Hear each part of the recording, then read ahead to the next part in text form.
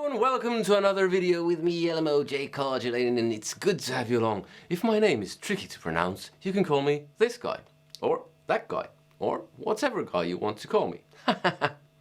Today I'm taking a look at how a Marshall Plexi, which is a very vintage amp, reacts to a drop-tuned guitar, which is very modern and what the kids do these days. So I'll be right back after this intro.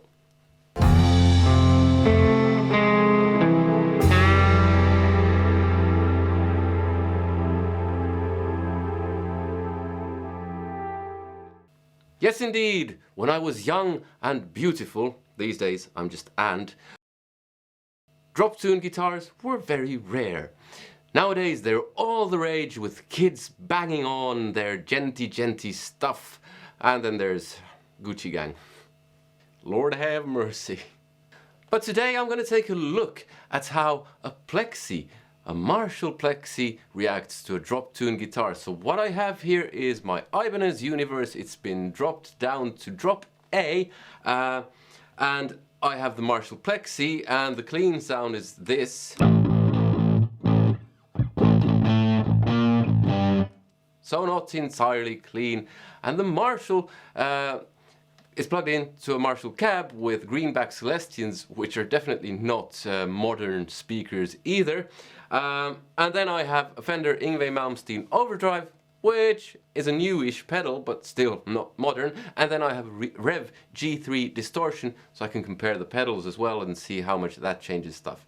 I have it all mic'd up with an AKG C414, which is right here. So that's what I have going on. And basically I'll just start with the Fender Yngwie overdrive, and then I'll switch to the Rev G3, and then I'll say something after all that, and we'll be all very happy. We'll all be very happy, hopefully.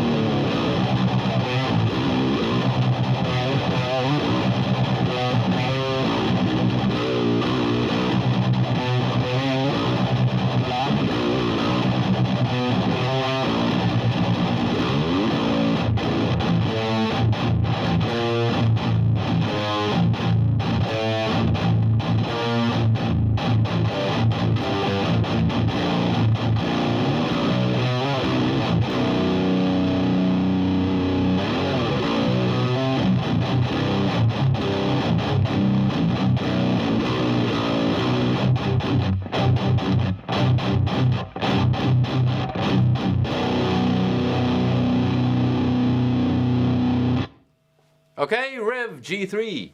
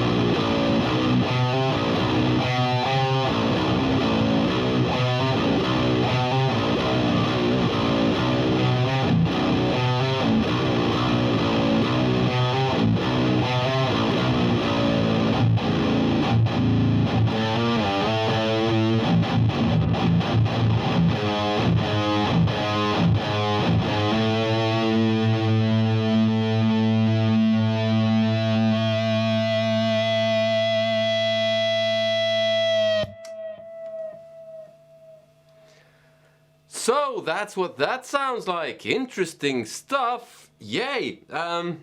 Great fun playing. Okay, so I'm not a modern metal guitar player. Some would call me a metal guitar player. I would tend to disagree. I do play metal, but still, I don't consider myself a metal guitar player. I don't know. I'm all over the place.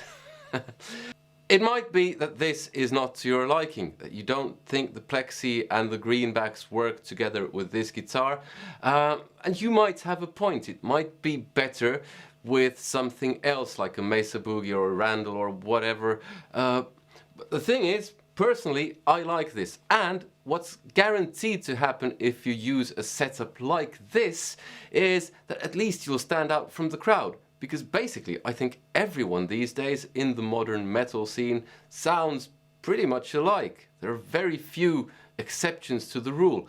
They seem to be using the same plugins, the music is edited to death, and it's just plain boring. I can hear something new on Spotify and be like, hey, this sounds good, and after a couple of minutes, I don't know, yeah, I lose interest because it just sounds like everyone else.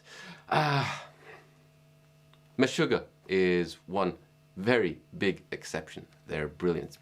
So yeah, might be I'm talking total horse dung here, but I personally like this. It might not be your thing, but hey, that's what the comments are for, and you can let me know what you thought.